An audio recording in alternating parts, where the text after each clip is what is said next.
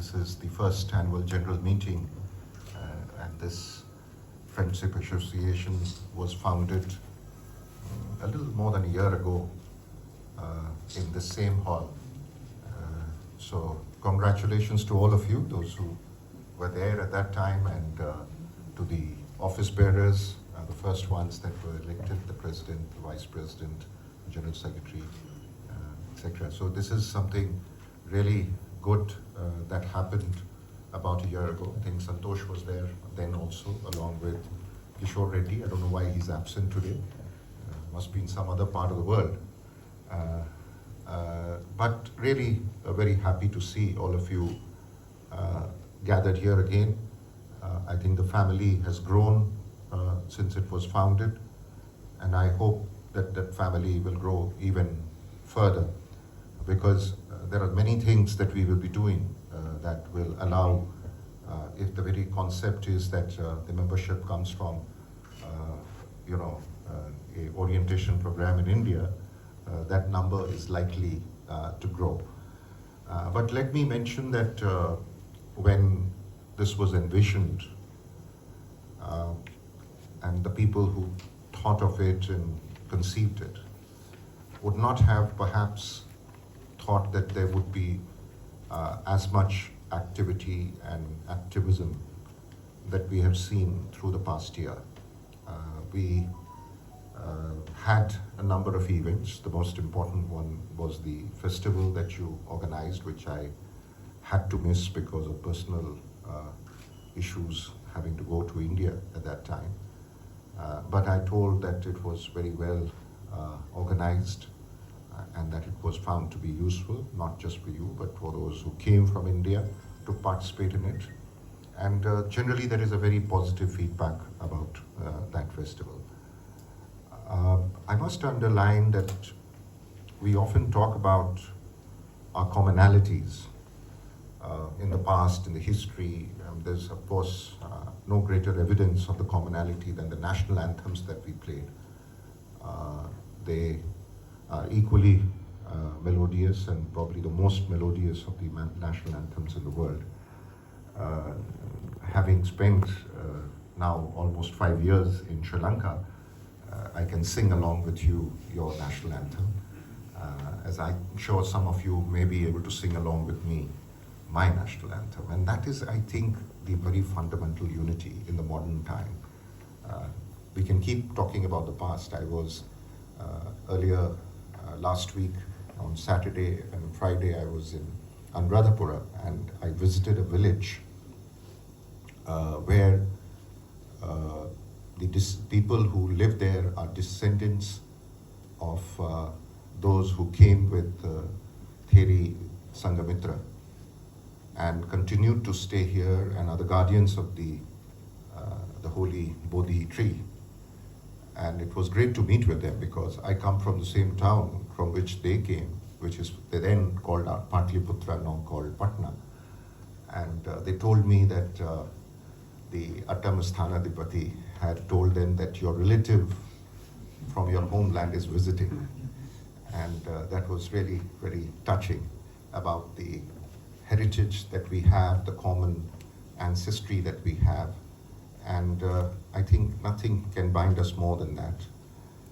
But in the modern times today, we are also deeply connected. I think if you look at any parameters, anything, whether it comes from the appearance, our civilizational moorings, our culture in the modern times, there is a lot that remains very, very common. I can give some Indian examples. People here are as excited to have Shah Rukh Khan in this country next month as anybody in India would be. Or our cricketers, I mean the Malinga or Mullidharan, or is it Sachin Tendulkar or Virat Kohli, they're equally followed in both countries. Perhaps your icons are more followed in my country than in your own. I don't think any of these World Cup heroes can walk the street in India without being mobbed. And they have much greater freedom in this country. But that apart, the fact is that we admire them equally. And our icons are your icons are our icons, and that is something also tells us a very, very fundamental sort of jointness that we have. Looking back at the last 1 year, our relations have really evolved. Even if some challenges will of course remain, and that is, without that there will be no fun in life. I mean, it was not difficult, then you would not be working hard enough to accomplish it. But by and large, one would say that our relations have really progressed in the last 1 year. I mean, the visit of the President to India, followed by the visit of Indian Prime Minister to Sri Lanka, were quite momentous events, not because I was associated with it, but just because in terms of results, if you see the President's visit ensured that there is continuity in our relationship, that what we were doing before were re-endorsed in many ways, and we continue to pursue those objectives.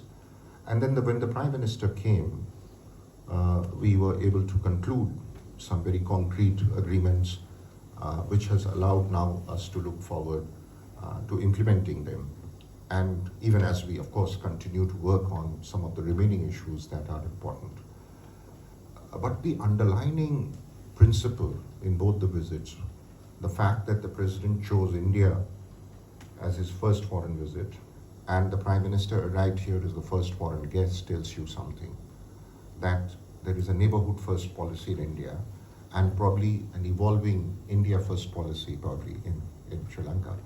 Because I mean, it doesn't have to be said in so many words, but it is in the spirit of being closer, being much more attached. There is a greater value in staying on than staying apart. Those are the really fundamental things.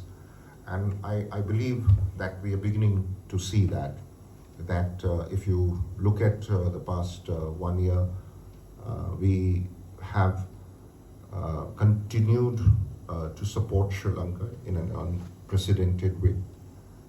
We continue our commitment to support the economic recovery, to now with the economic recovery already having consolidated itself, to take it to the next stage of bringing stronger economic growth in the future.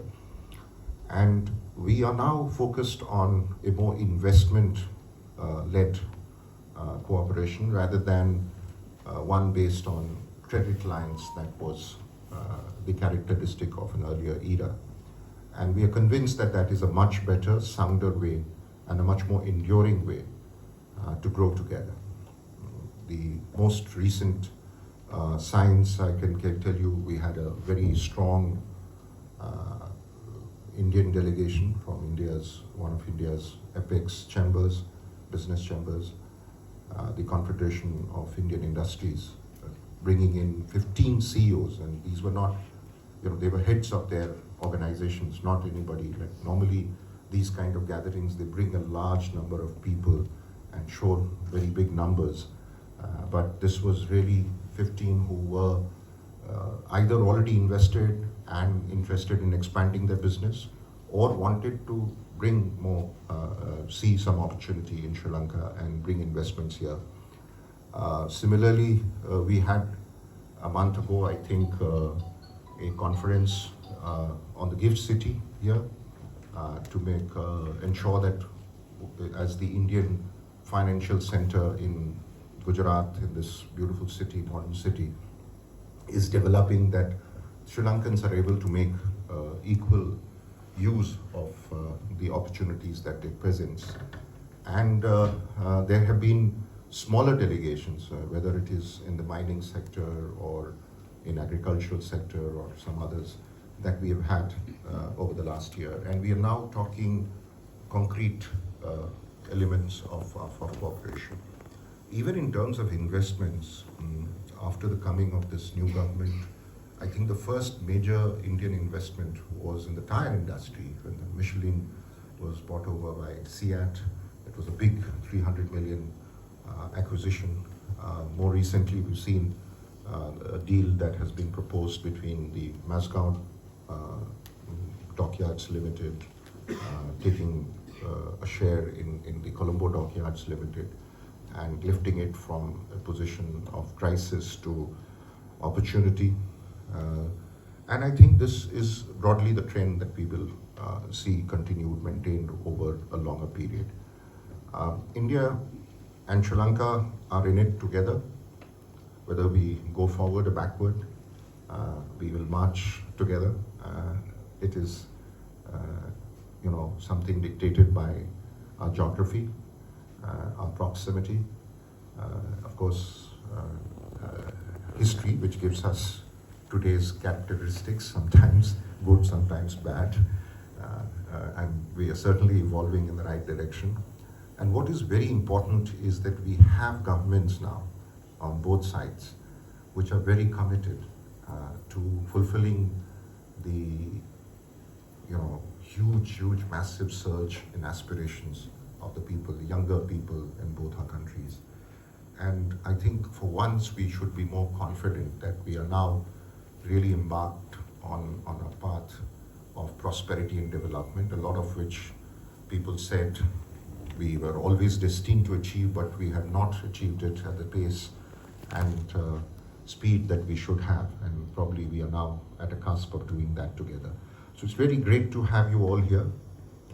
I'll be happy to continue to interact with you. I can tell you that we are upscaling our training program in a very significant way, and media is an integral part of it. We will, I think, we last year sent a group of 30 journalists to India for a 2-week orientation in India in a prestigious journalism school. We also had, I think, last year a senior Indian editor come from India to undertake a workshop on how to cover the elections, which were then due in Sri Lanka. And from that, we have picked up this idea that it should become a regular feature. That a group of media from here, about 25 to 30, we should be sending almost every quarter to one of the journalism schools in India for orientation, for learning, and probably some of you who are senior and experienced can give some insights to us as well as to how journalism is done. It's not a one-way street. And this will probably be the basis on which you can expand the size of this group that is present here. It's not a question of numbers. I think ultimately media has a role in shaping mindsets and shaping opinions, in bringing both successes and failures to the forefront. That's the very essential feature of the democratic societies that we live in. But at the same time, I think what is important is that to remember that we must also fight against hesitations, against mindsets. I mean, to see everything from a prism of the past blurs the vision of your future. And we need to take a fresh look at what is happening, where we are going, and a degree of positivism in the relationship is always very good. And I think we are seeing signs of it, great positivity in our relationship.